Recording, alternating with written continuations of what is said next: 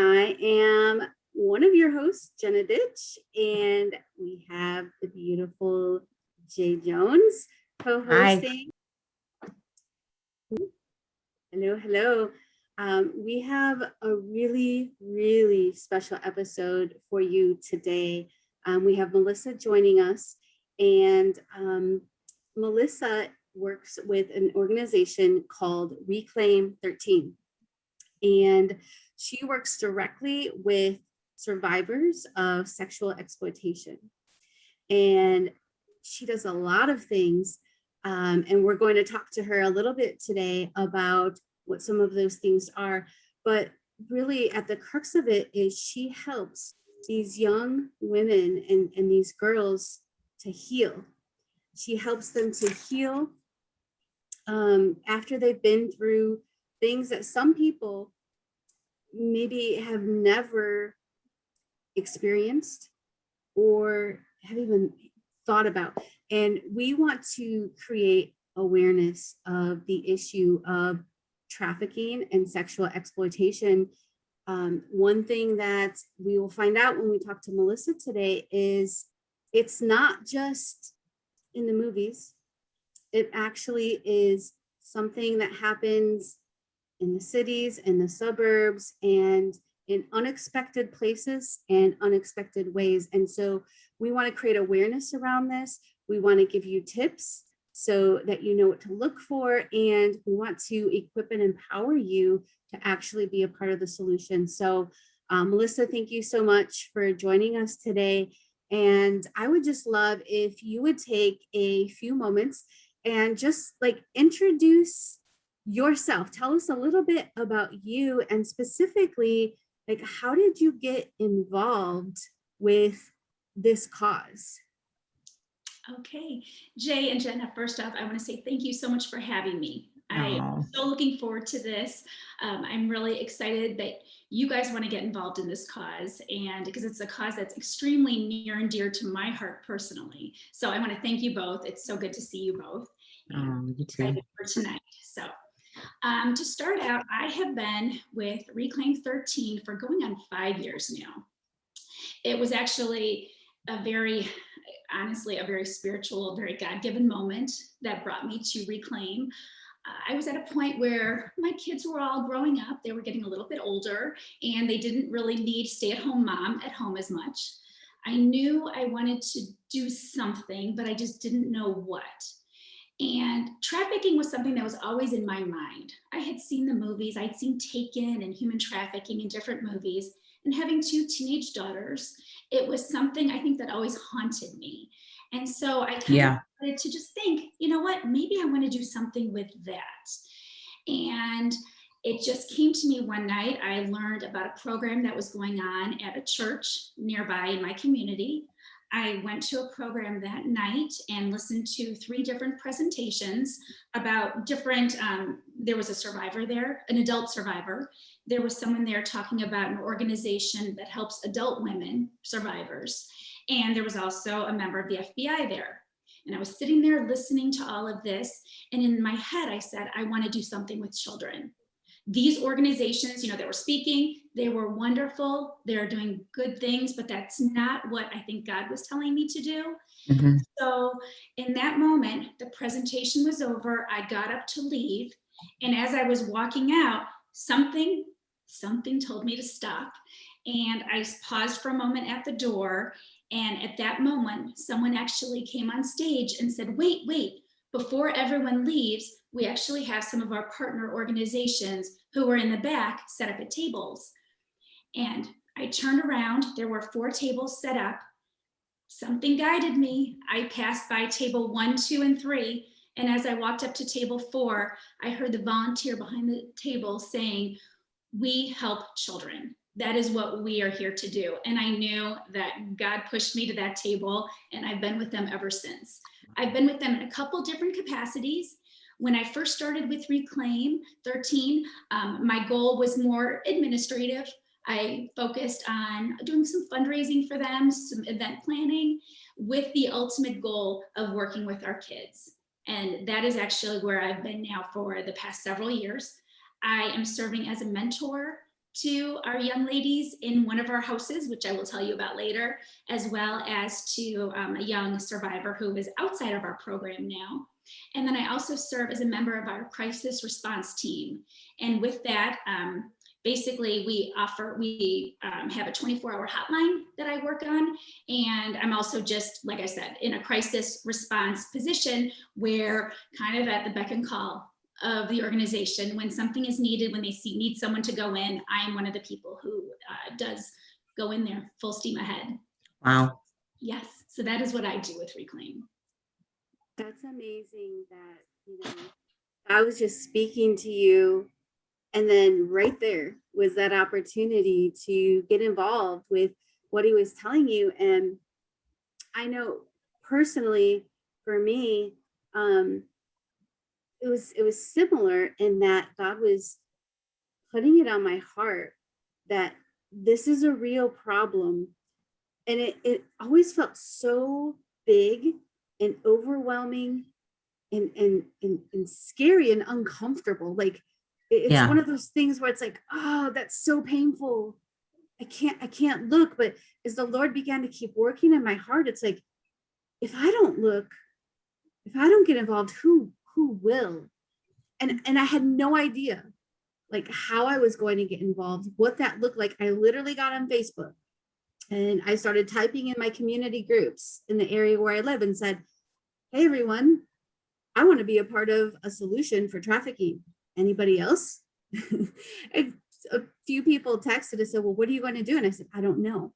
One person on there suggested Reclaim13, which is how I got in touch with you. And I mean, it's really just been this journey of one step at a time. And I've learned so much, Melissa. I mean, sitting down with you and hearing more about what you do and about the problem itself has been very eye-opening. And I would love to share with our listeners just a little bit of that conversation that we had that day at that coffee shop when we met. And, one thing that I would love to talk a little bit about is like, what are some of the truths and some of the myths about trafficking? When I posted on that Facebook group asking people who were interested, one lady's immediate response was, are you part of, and it's a letter of the alphabet, Q. And I'm like, what? I'm asking about trafficking. What? Are you, what? She wanted to know if does this have to do with Q? Like people talk about the whole Q movement and conspiracy theories. And I thought, what does trafficking? I've never heard of that. I've never encountered that. Well, it's a big rabbit hole, and that can be for another podcast. But what I will say is it shocked me that someone's immediate response was that trafficking was tied to conspiracy theories. And I thought, wow, that's very telling that someone will look at a problem that's real and kind of just write it off because they think it might be tied to some conspiracy movement. So I know there's a lot of myths, and we talked about some of those. Like, what are some of the myths about trafficking? And what are some of the truths? Mm-hmm. Oh, no, that's a great question, because I think that's the thing. People just kind of believe what's put in front of them. And so unfortunately, what most of society sees is they see this Hollywood sensationalized vision of what human trafficking is. Yeah. They think that it is, first off, they don't think it's happening in the United States. They think it's happening overseas. It's happening in Cambodia. It's happening in India. That would never happen here. That would never happen in the United States. I think that's a huge myth that people have. And I am here to tell you that it's actually happening domestically. It's happening in every major city across our country. It's happening in our small towns. It's happening in all of our communities. So it is here. So I think that is a huge myth. And I mean, I can say I live in a rural small town, and I work with a young woman from my community. So I can tell you it is happening very close.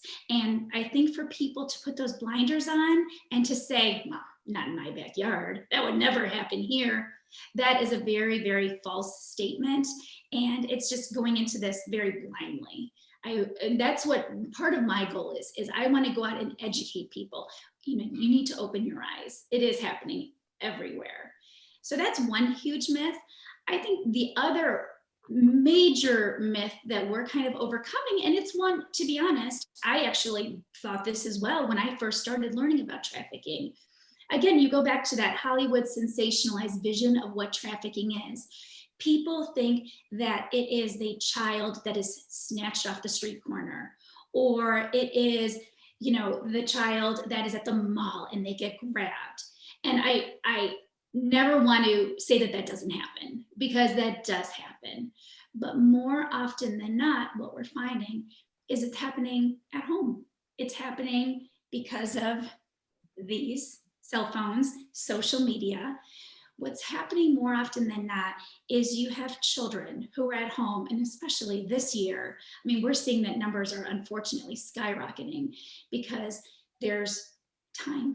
So children are at home, and even before the pandemic, obviously, this has been a huge issue forever, I should say, but even before the pandemic.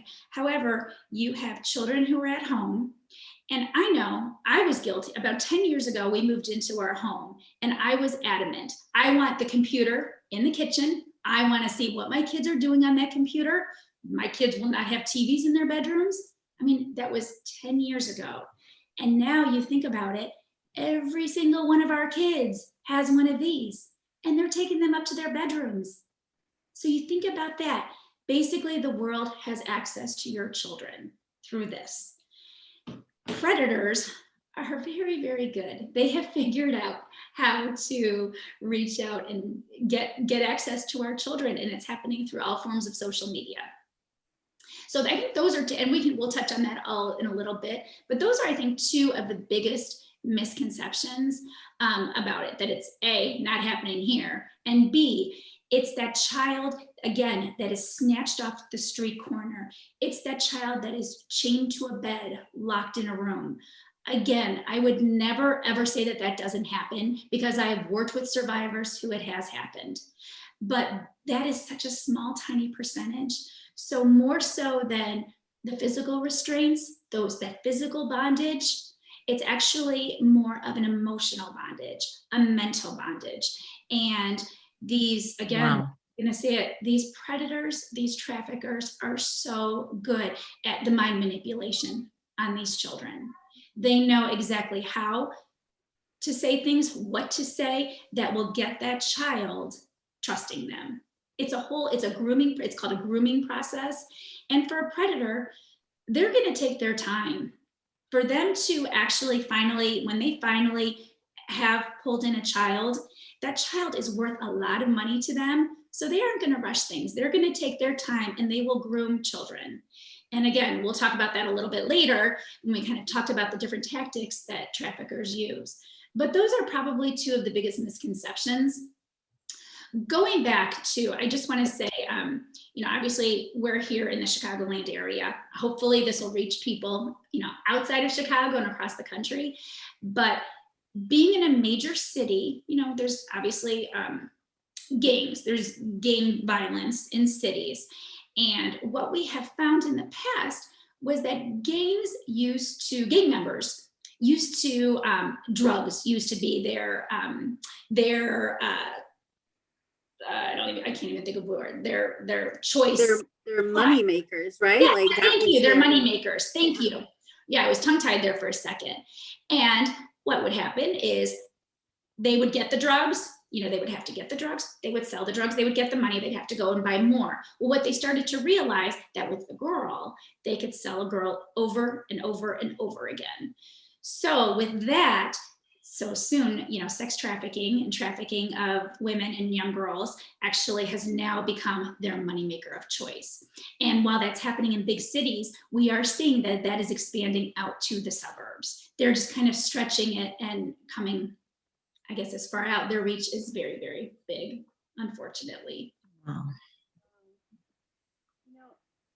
When you were talking about like how clever these traffickers are, and they have this grooming process, I was wondering if you could share like a case study or a story that would just illustrate for us Like, what does that look like in the life of like the non-Hollywood version? Just it could be anybody's daughter who everyone thinks, she's a good girl, she gets good grades. Like, how does a child that everyone looks at and they think they're doing fine, how did they get caught up in something like that? Like, bring us into the mind of the groomer for a minute. Mhm. So I have worked with, I can't even tell you how many young ladies, and one story that haunts me probably more than anything else is we had a young survivor come to us, and she was a great student. She was a member of a sports team, 15-year-old young lady. You just look at her, she's got it all. You would never think that she would become victimized. She just doesn't fit what you would picture, I think. And she unfortunately did meet someone online. She thought that this was a teenager from another state. They started a relationship all online, all through social media. And this became her boyfriend. And they communicated, again, all through social media. She was under the impression that this was a teenage boy, and he did everything right. She fought with her parents. That night he would tell her, your parents don't understand you. I understand you, because your parents, they're the worst. They don't understand you. They're so mean. They're so tough on you. They're so hard on you. They don't see the good in you that I see. This went on for an extended period of time until finally it got to the point where, again, she had done something. She was grounded. And he said, well, you know what? Your parents are the worst. You're going to be grounded anyway.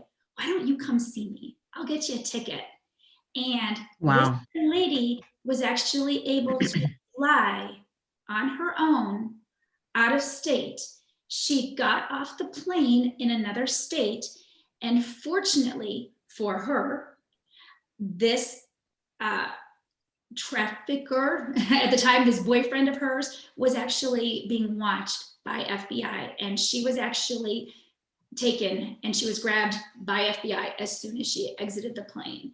So she was thankfully never trafficked, but it shows how a kid can just, they again, those traffickers, they say the right things to get into a child's mind. Because you think about it, and this is what we say too.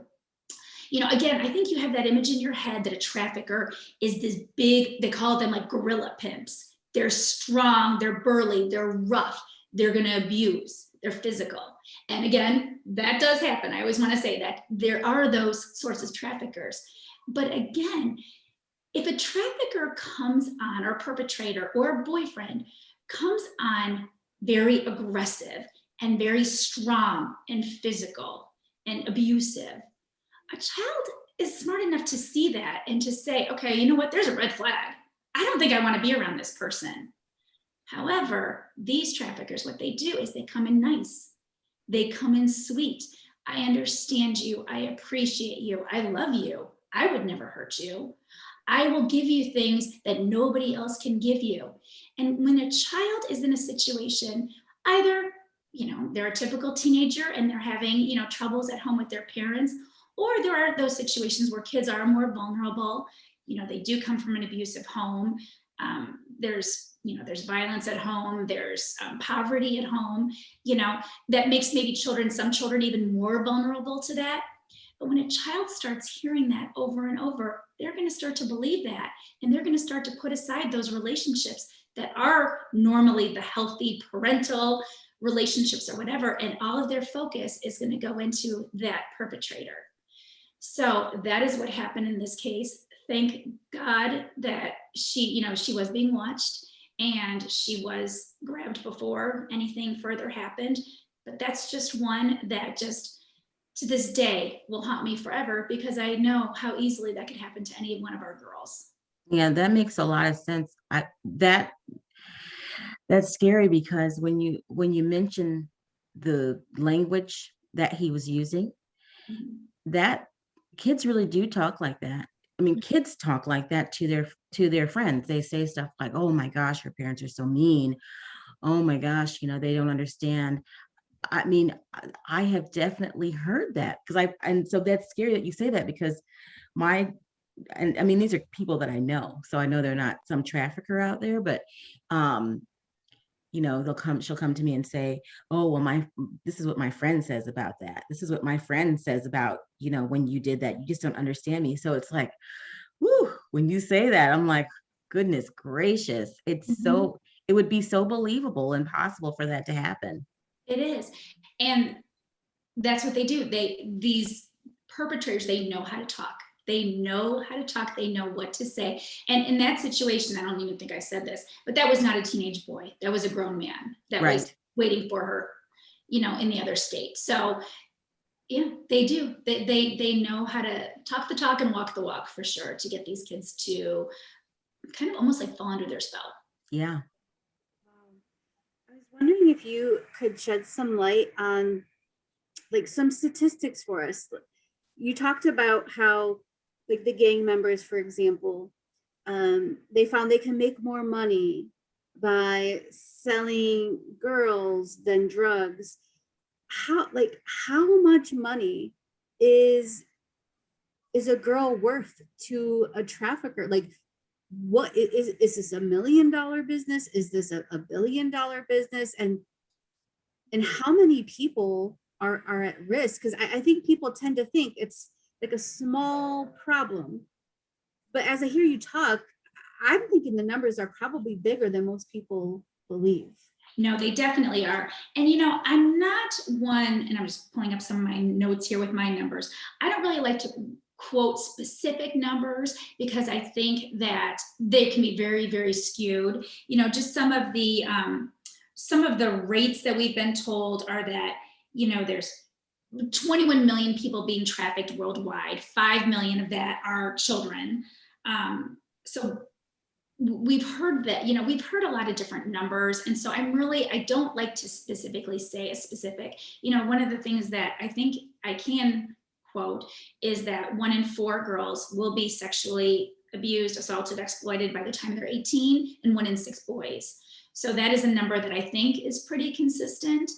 I have also heard, and again, this is a number that I've been told, that a young girl is worth $300,000 to a trafficker. So if you think about that, more often than not, traffickers have multiple girls, you know, 10, 12 girls. So if you think about that, it is a huge investment for a trafficker. So again, that's why he's not in a hurry. He's going to take his time to make sure that he has got that girl exactly where he wants her. You know, he's got all the time in the world. And when he's got other young ladies too, that he is in the process of trafficking, it's a huge business, and one that traffickers are not willing to let go of easily.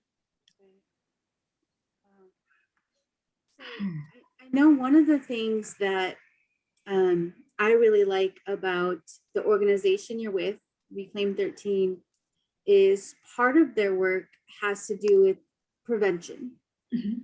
What are some preventative tips that, you know, a parent or a teacher, someone's listening to this, what can we do preventatively to help this not happen to our children? Mhm. So before I do that, I do want to do a little plug for my organization, Reclaim13. So just so people are aware of what we are, Reclaim13, we are a not-for-profit, faith-based organization that is devoted to breaking the cycle of the sexual exploitation of children. We do that in 3 different areas. We do that in prevention, and that's also with, there's an education aspect to that. We also do community involvement, community engagement, as well as healing. So, and the healing is the biggest aspect. But what we found is if we're so focused on the healing, kind of that reactive, you know, we'll always be a step behind. Yeah. So we have really gotten into the prevention. That is our biggest thing, because we want to stay a step ahead and hopefully stop it before it happens to our children. So in terms of the preventative aspect of what we do at Reclaim, is we're doing a lot of programs. We go into schools. We sit down with children from preschool all the way up through high school, and we have different programs that are tailored to those different age groups. You know, with our little ones, obviously we're keeping it very light, and we're kind of talking more about physical touch, and how, no one should touch areas that are usually covered by a bathing suit. Just things that the kids can understand and they can grasp. As the kids get a little bit older, we do kind of start talking about, about sexual abuse, because for kids, sexual abuse is there's a kind of a fuzzy line with that, because when you talk to a child about physical abuse, they'll recognize that. If a child is being hit or kicked, punched, burned, anything, that hurts, and they know that, they can recognize that. But unfortunately, with sexual abuse, it's a little bit different, because sometimes it may be enjoyable to a child, and so we kind of tailor that a little bit, and we say, even though it may not hurt your body physically, it's hurting your heart, and we kind of talk about it and kind of put a spin on that. And then for older kids, high school kids, we talk about domestic violence and what to look for in healthy relationships. Does someone ever make you do something you don't want to do? Does someone ever, do they hurt you? Do they ever make you feel bad about yourself? Have they ever pushed you to do something that you're not comfortable with themselves or with someone else? So we talk about different things in terms of prevention.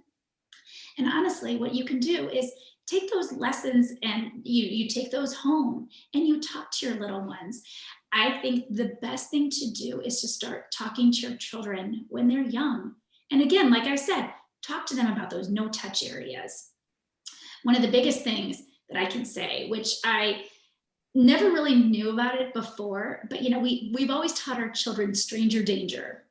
Okay, don't teach your kids stranger danger, because you know what? Most predators, they get to know them.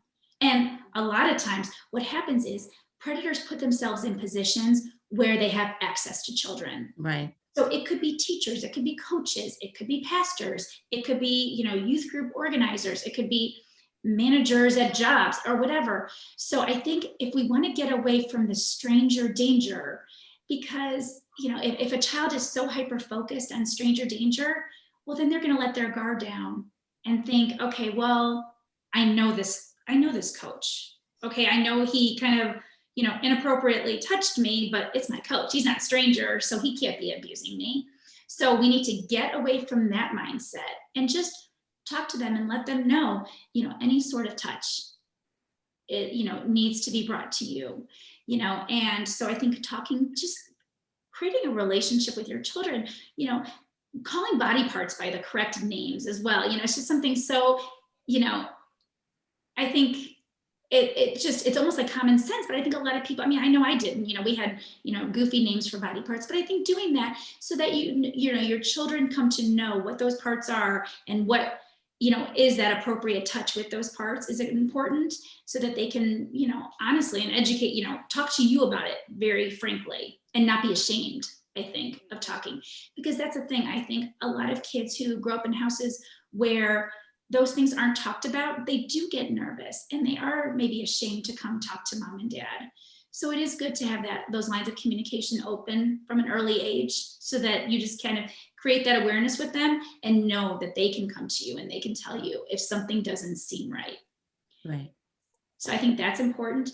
And as the children get older, I think, talking to them about safe social media skills is important.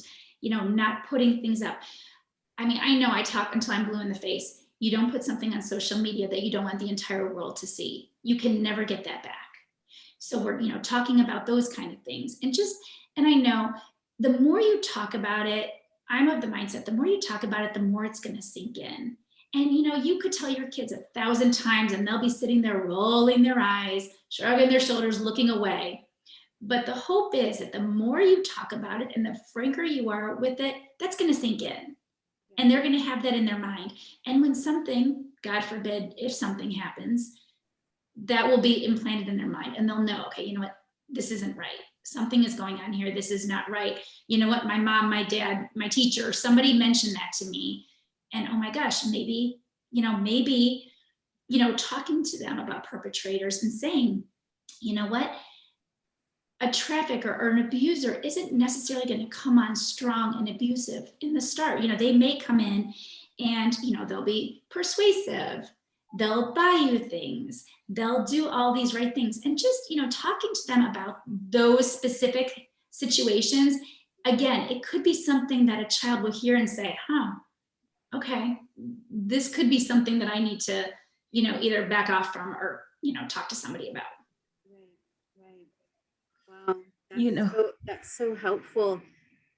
I'm wondering, like, if a parent or just someone that wants to get involved is listening to this and they want more education, they want to learn more, can they reach out to your organization? Like, what educational opportunities might there be for people who do want to learn more about sexual exploitation and trafficking? I would encourage anyone to go to reclaim13.org. Again, that's reclaim, RECLAIM 13.org. And just so you know, the way we got our name, I just want to touch on that. Reclaim, we believe that every child has the right to grow up feeling safe and loved and free from harm. So we're trying to help all of our children reclaim those God-given rights. 13 is kind of that tender age that a child is becoming a teenager. That's when they're kind of spreading their wings, kind of asserting their independence. And that is when a child is most vulnerable to being exploited. However, we have found that most of the children that we do work with were actually abused and exploited at a much younger age than 13. But to go back to that, so if anyone is interested in getting involved, we have a lot of different opportunities. Again, I kind of touched on the prevention aspect, which is kind of like the educational aspect. We also do the community involvement, which is fundraising, putting on events, just to create awareness to our communities. And then we also the biggest thing, and what's nearest and dearest to my heart, is our healing aspect. And that is actually working directly with our survivors. We do that through 3 different ways. We have a safe house, which is called Cherish House. And this is this beautiful, and it's kind of a home of hope. And it's for children survivors between the ages of 10 and 17. And they come and all of their needs are met living in this home. And so it is a group home. We handle, we help them with their physical needs, obviously shelter, food, clothing, as well as, their therapeutic needs. We have therapists on staff, their medical needs, doctors and doctors and orthodontists and eye doctors and whatnot, their spiritual needs. We do, we have a wonderful church. We have many church partners, but, our girls go to church and they do Bible studies and they're really kind of learning about their faith. We've had some girls that come in who are in such a dark place and they have completely turned away from God, and we have one that I'm thinking of right now who is just the sweetest, most precious child, and I just adore her. And she was very dark when she came, and she is so spiritual, and she has just embraced God. And it's such a beautiful thing to see in her, because we always say, there's darkness and there's light, and love is greater than hate. And seeing the changes that she has made and what changes in all of our girls is just truly amazing and inspiring, and it shows us that we're doing something right. So that is our Cherish House. And again, that's for young ladies between 10 and 17. Then a step above that, which actually just opened this year, we have our Courage House. And this is an 18 up program. It's more of a transitional living program. So this, because we found that the older girls have very different needs than our younger girls do. So we created this other home for our older girls and young women to go to, where they're learning more life skills. They're completing their education, they're getting jobs, they're learning how to keep a home. So that is that aspect in terms of our 2 houses that we have.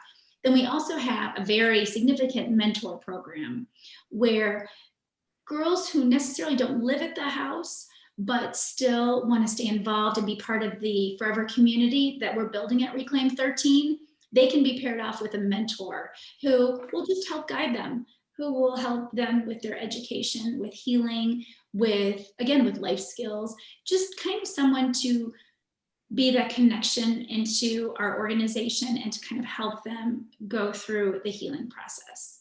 So those are kind of the different areas, and we are always looking for volunteers.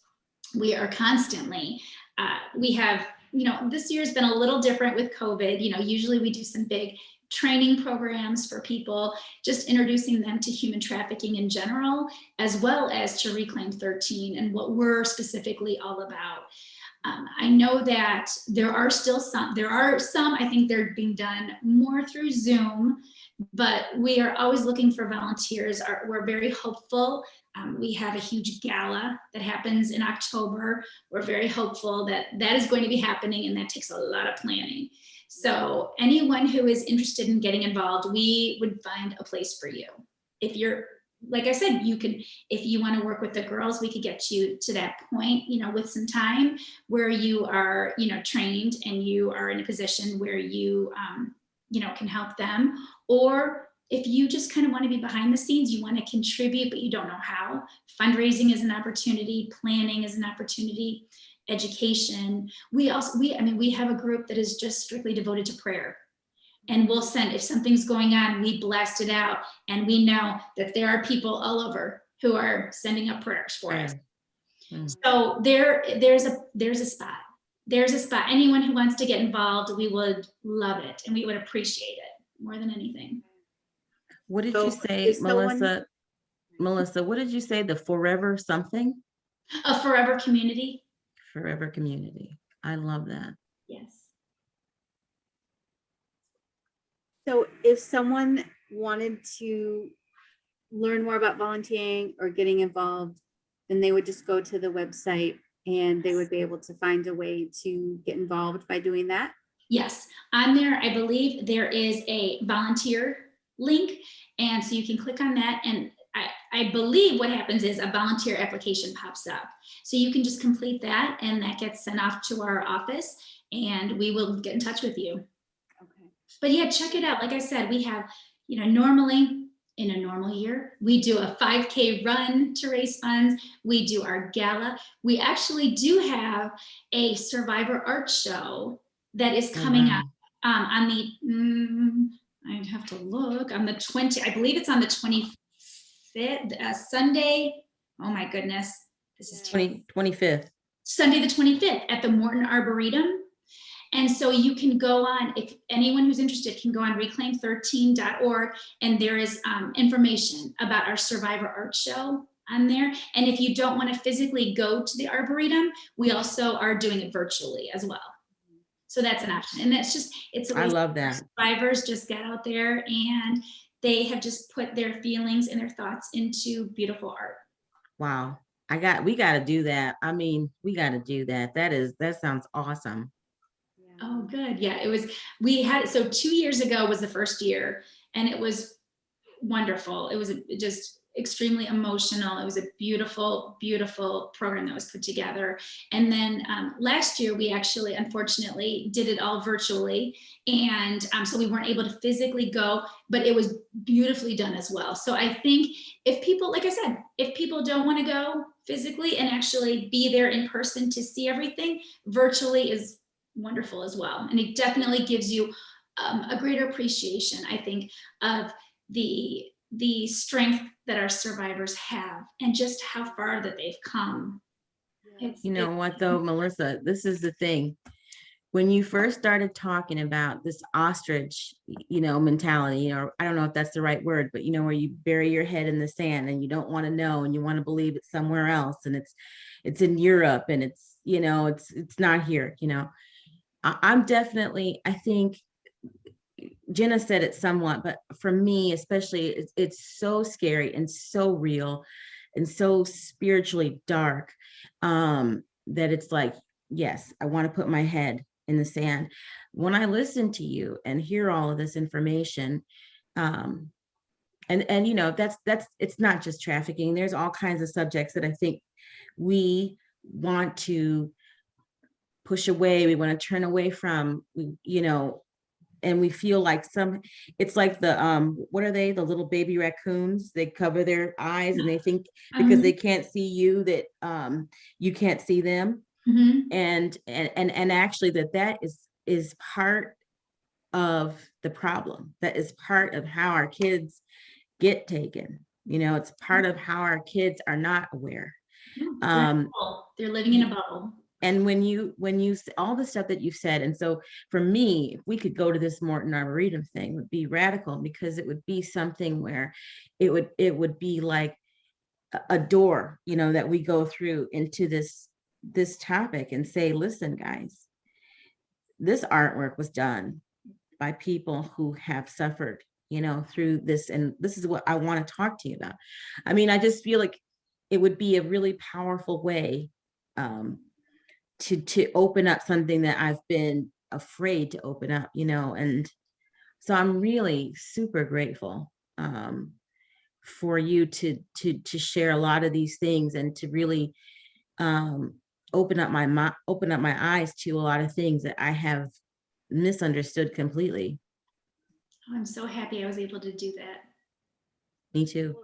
And one thing that I was passionate about bringing awareness to is just the reality of the problem. But a second thing that I really appreciate, Melissa, just through conversations with you, is the hope that you bring for these girls, for these women. It is a dark topic. It is hard.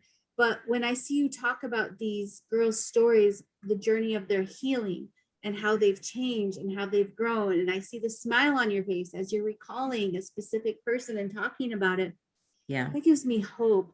And it helps me believe that we actually really can make a difference, even in the middle of something that's so dark and ugly. And we don't have to hide from it. We can actually have impact. Most definitely. And when you said that, there's this story, and I know we're probably closing here, but there's this story that I always think about whenever I feel overwhelmed. And I think this is such a big problem. How are we ever going to make a difference in this worldwide problem? I think about that story, and I'll tell it briefly. It's that young little boy is walking on the beach, and there's a man walking on the beach, and he sees a little boy in the distance, and the beach is covered with starfish. And the little boy is picking one up, throwing it back in the water, picking up another. By the time the man reaches him, he's seen him throw several of those back into the ocean. And he says, you know what? Little boy, there are so many of these starfish that have washed up on the ocean, or washed up from the ocean onto the beach. You are never going to be able to save all of those. And that little boy sits down, picks up one, and throws it back. And he's like, well, I saved that one. I made a difference. Wow. And that's what I think. I know that this is such a big, monumental problem, but if we can just rescue one sweet girl, and I can tell you, we rescued a lot more than that. If we can touch and have an impact on just one girl, we're doing something right. Yeah, that's beautiful. Well, I know that meeting with you definitely made me feel like, in the middle of my crazy busy life, I can get involved. There's something that I can do. It doesn't have to be a 40-hour-a-week commitment. And you guys have just been amazing with saying, hey, we'll move at your pace, where your interest is, what your skill level is. So, I mean, I haven't found a place that makes it so easy to be able to get involved, but have that guidance and that training and that support. And I love that you are so protective of the girls in the community. And I'm just very impressed by Reclaim13, and I'm so blessed to have met you and to be a part of this. And I hope that our listeners, will at least visit the website, and at the very least get educated so you can start talking about this. But I mean, I want to challenge you to take a step further and ask how you can be a part of the solution, even if it's just one starfish. That starfish matters a lot. Melissa, the final thing I really want to ask you before we wrap up here is, let's say that someone is in a situation where they suspect trafficking might be happening. What should they do in that situation? I know you said you work for, you do the crisis hotline. If someone suspects something, should they call the police? Should they call you guys? Is there a number? What do people do?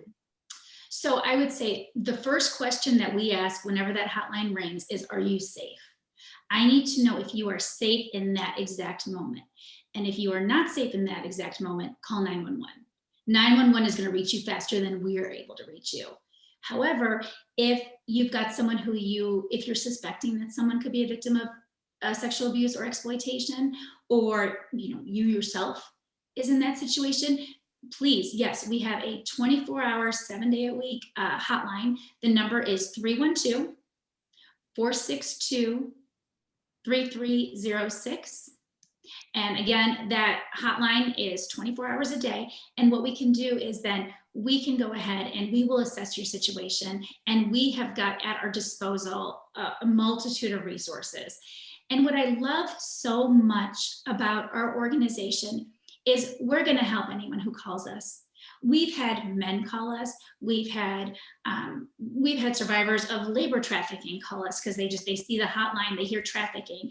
So we've had women that are older, 40s, 50s, or whatever, who have been trafficked. We will help anyone, and we will make sure that if it's not us, we'll get you in contact with the right person. Okay. Well, perfect. We will make sure that when we post this episode, we will make sure we include some written information with the phone number and the website to make that easily accessible to people. We're going to wrap up in about 1 minute here, but Melissa, I just want to give you a final opportunity for a final word. If there's one thing that our listeners remember today, what is that most important final point that you want people to take home? I think it's probably just that I hope that I have at least awoken you. And like you said, Jay, you're not kind of living with your head kind of tucked down. You're just aware that this could happen to anyone. And unfortunately, if God forbid it does, there is still healing, there is still hope, and we are able to help with that. Thank you so much, Melissa. Dave, do you have any final words before we wrap up? No, I thank you so much, Melissa. You brought me to tears came in my eyes when you started with that starfish story. So I'm glad you did not leave that out. I'm so glad. It's so. Thank you. Okay. Well, thank you, Melissa, and thank you, listeners, for tuning in to probably one of the most important episodes we have recorded yet. So we hope that you will get involved. We hope that you've learned something today. And Melissa, again, thank you so much for your time. Thank you so much for having me. It was a pleasure. Okay, so we just talked about slavery and trafficking with Melissa from Reclaim13, which is all about reclaiming the rights, the God-given rights of children, and the vulnerability that we see in children especially beginning at the ages of 13, when a lot of things are changing, which is why it's called Reclaim13. We were with a mommy on a mission to save children who went from being an administrator to working with victims, young women who have been trafficked and enslaved. But we want to take it a little bit further tonight, and we have some action items that we'd like to share with you. Let me just read to you what Isaiah says. The Lord is speaking, starting at Isaiah 58, verse 5. He says, "Is such the fast that I choose, a day for a person to humble himself? Is it to bow down his head like a reed, and to spread sackcloth and ashes under him? Will you call this a fast and a day acceptable to the Lord? Is not this the fast that I chose? To loose the bonds of wickedness, to undo the straps of the yoke, to let the oppressed go free, and to break every yoke? Is it not to share your bread with the hungry, and bring the homeless poor into your house, when you see the naked, to cover them, and not to hide yourself from your own flesh? Then shall your light break forth like the dawn. Then your healing shall spring up speedily. Then your righteousness shall go before you. The glory of the Lord shall be your rear guard. Then you shall call, and the Lord will answer. You shall cry, and he will say, here I am. If, see these conditional words here, then, if you take away the yoke from your midst, the pointing of the finger and speaking wickedness, if you pour yourself out for the hungry and satisfy the desire of the afflicted, then shall your light rise in the darkness and your gloom be as the noonday. Maybe sometimes our breakthrough that we're looking for is in helping somebody else. I mean, that's what it says here, in breaking the yokes of bondage. He's chosen to work through us as his body, as his hands and feet. And so I just really, really want to encourage our listeners to take some step, pray, let the Holy Spirit guide you. Don't do it out of, this obligation, like, oh, I have to, like, our heart has to be in the right place. And that might be where to start. Maybe you think, I wish I cared about this more than I do. Start with that prayer. Lord, make my heart beat and care about the things that you care about. Make me care about this issue. Make me want to get involved. Things that we're looking for are buried out there in those dark places. And that work, whether it be prayer, whether it be, like you said, administrative, fundraising, whatever it is, it's out there. It's out there. And when we dig into that and are who we are, who God says we are, and we are his hands and feet, then what did it say? It said water, we would be filled up, that we would see and hear from God in ways that maybe we've always been looking for and wondered why we hadn't seen. Thank you for joining us, everyone.